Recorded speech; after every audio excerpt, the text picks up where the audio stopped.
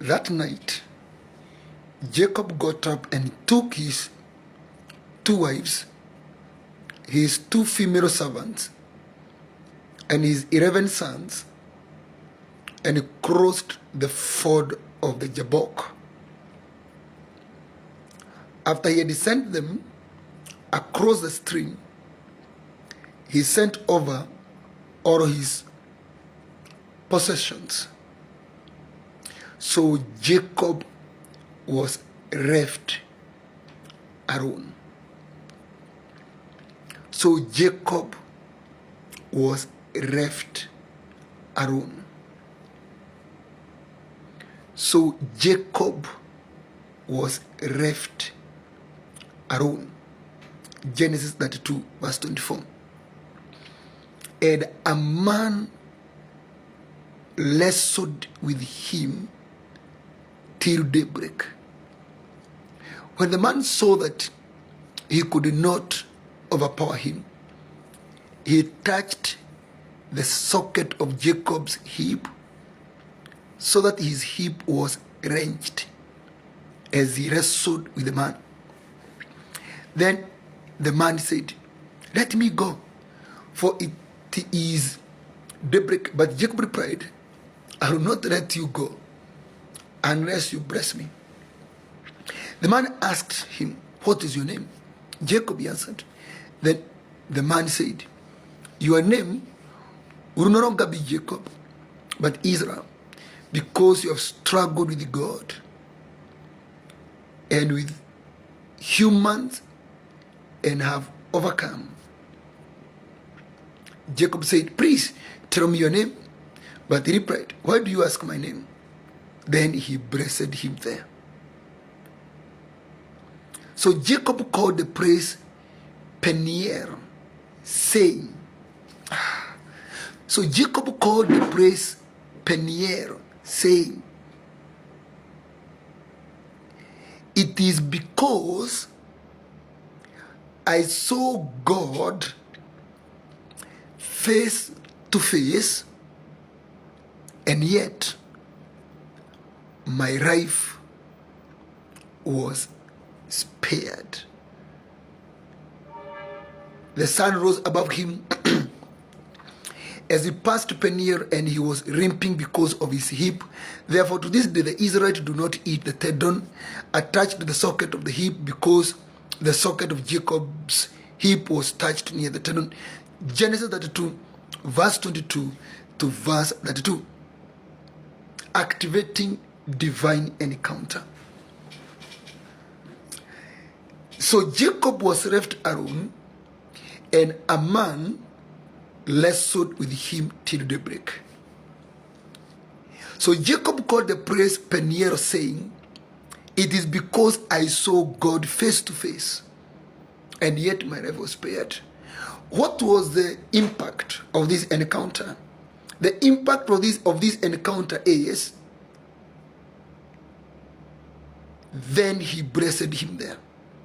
The impact of this encounter is, Jacob transitioned from being Jacob into Israel, which means the blessed one of the Lord. Leave alone the other translation of he who struggles with God and man. But the Bible says Israel means he who struggles with man and God and overcomes and wins the battle. So, how did Jacob position himself for this encounter? Because the Lord has no problem with revealing himself to us. And there is no single encounter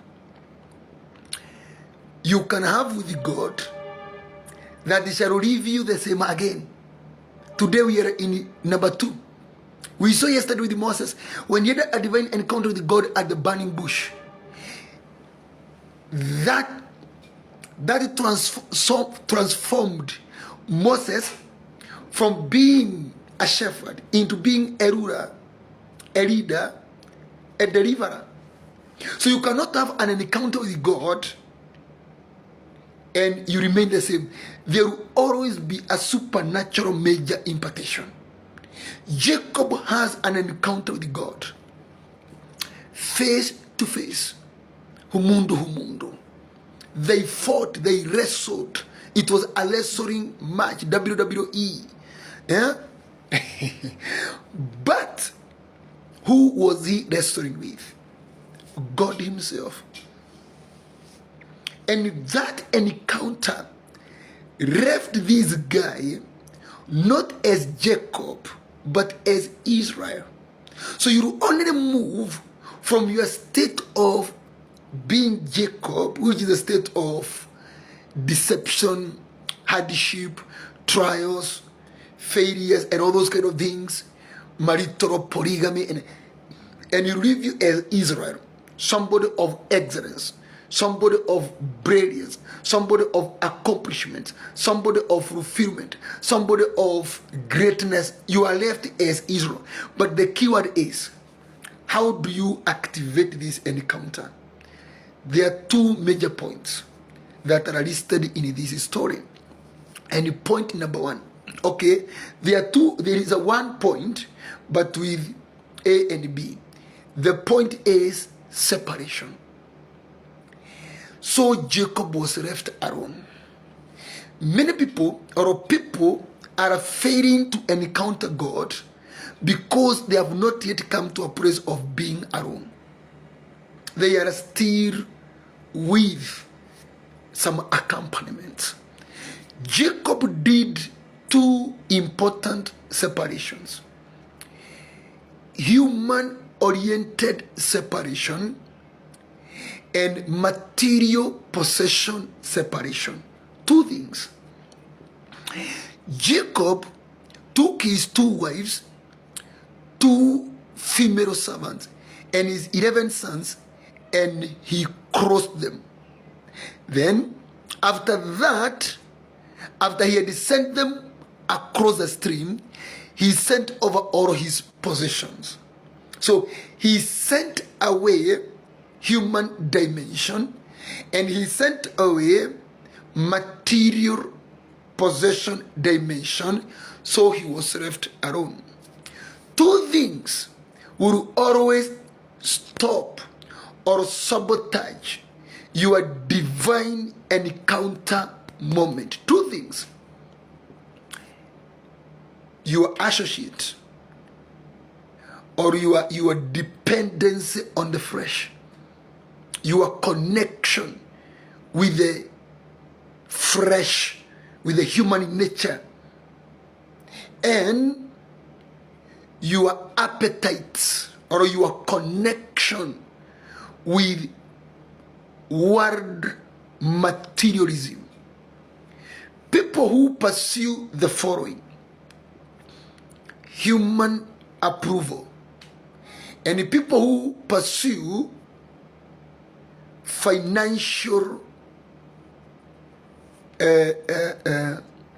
beliefs, like without money you cannot experience God and all those kind of things, they never have a divine encounter. Remember, Moses was all alone on the mountain. So God appears to people when they are alone. And this being alone does not mean being somewhere and you're studying there alone. It means being alone in terms of connectivity. Bad character corrupts good morals. That which belongs to man, women, children. That's what Jesus said: unless you leave your father, your mother, your brother, your sister, your wife, your children, you cannot be his disciple. And then he said, unless you offer your wealth and share it to the poor and all that, you cannot be disciple, because he said, for where your treasure is, there your heart also shall be. So there are two things we must separate ourselves from. Not that they don't belong to us, but to have an encounter, they are an obstacle. The human agenda or human aspiration or that persuasions of satisfying human beings. And then number two, your connection with the material world. Those two things, if you separate yourself from the two, divine encounter is inevitable.